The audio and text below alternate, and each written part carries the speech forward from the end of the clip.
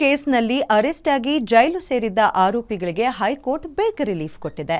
ಇತ್ತ Zomato case ಸಂಬಂಧ ಸರ್ಕಾರ ಕೂಡ ಹೈಕೋರ್ಟ್ಗೆ ತನಿಖಾ ವರದಿ ಸಲ್ಲಿಸಿದೆ.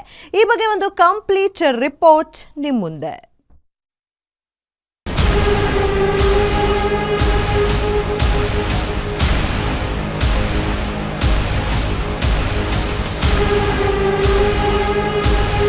ಚಿನ್ನಸ್ವಾಮಿ ಕ್ರೀಡಾಂಗಣದ ಬಳಿ ಕಾಲ್ತುಳಿತಕ್ಕೆ 11 ಜನ ಸಾವನ್ನಪ್ಪಿದ್ದು, ಕೇಸ್ನಲ್ಲಿ ಅರೆಸ್ಟ್ ಆಗಿ ಜೈಲು ಸೇರಿದ್ದ 4ವರಿಗೆ ಬಿಗ್ ರಿಲೀಫ್ ಸಿಕ್ಕಿದೆ.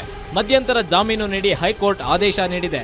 ಆರೋಪಿಗಳಾದ ನಿಖಿಲ್ ಸೋಸಲೆ, ಸುನಿಲ್ ಮ್ಯಾಥ್ಯೂ, ಶಮಂತ್, ಕಿರಣ್ 4ವರಿಗೂ ಷರತ್ತುಬದ್ಧ ಜಾಮೀನು ನೀಡಿರುವ ನ್ಯಾಯಮೂರ್ತಿ ಕೃಷ್ಣಕುಮಾರ್ ವಿಭಾಗೀಯ ಪೀಠ ಪಾಸ್ಪೋರ್ಟ್ ಒಪ್ಪಿಸಿ ತನಿಖೆಗೆ ಸಹಕರಿಸುವಂತೆ ಸೂಚಿಸಿದೆ. ಈ ಮೂಲಕ ಟೆನ್ಷನ್ನಲ್ಲಿದ್ದ ಎಲ್ಲಾ ಆರೋಪಿಗಳು ನಿಟ್ಟುಸಿರು ಬಿಟ್ಟಿದ್ದಾರೆ. ಈ ಬಗ್ಗೆ ಪೀಠಕ್ಕೆ ಮಾಹಿತಿ ನೀಡಿದ ಎಜಿ, ಮ್ಯಾಜಿಸ್ಟ್ರಿಯಲ್ ಘಟನೆಯ ಬಗ್ಗೆ ಮಾತ್ರ ತನಿಖೆ ಮಾಡ್ತಿದೆ ಎಂದು ತಿಳಿಸಿದರು.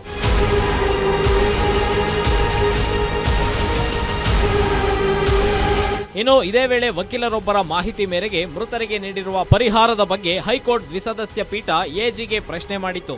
ಯಾರ್ಯಾರಿಗೆ ಎಷ್ಟು ಪರಿಹಾರ ನೀಡಲಾಗಿದೆ ಎಂದು ಕೇಳಿದ್ರು. ಈ ಬಗ್ಗೆ ಪೀಠಕ್ಕೆ ಮಾಹಿತಿ ನೀಡಿದ ಎಜಿ ಶಶಿಕಿರಣ್ ಶೆಟ್ಟಿ, ಈಗಾಗಲೇ ಮೃತರಿಗೆ ಪರಿಹಾರ ನೀಡಲಾಗಿದೆ. 10 ರಿಂದ 25 ಲಕ್ಷಕ್ಕೆ ಪರಿಹಾರ ಧನ ಏರಿಕೆ ಮಾಡಲಾಗಿದೆ. ಗಾಯಾಳುಗಳಿಗೆ ಚಿಕಿತ್ಸೆ ನೀಡಲಾಗ್ತಾ ಇದೆ. ಆರ್ಸಿಬಿ ಮ್ಯಾನೇಜ್ಮೆಂಟ್ ಕೂಡ ಮೃತರಿಗೆ ಪರಿಹಾರ ಘೋಷಿಸಿದೆ ಎಂದರು. ವಿಚಾರಣೆ ವೇಳೆ ವಕೀಲರೊಬ್ಬರು ಪೊಲೀಸ್ ಅಧಿಕಾರಿಗಳ ಅಮಾನತು ಬಗ್ಗೆ ವಾದ ಶುರು ಮಾಡಿದ್ರು.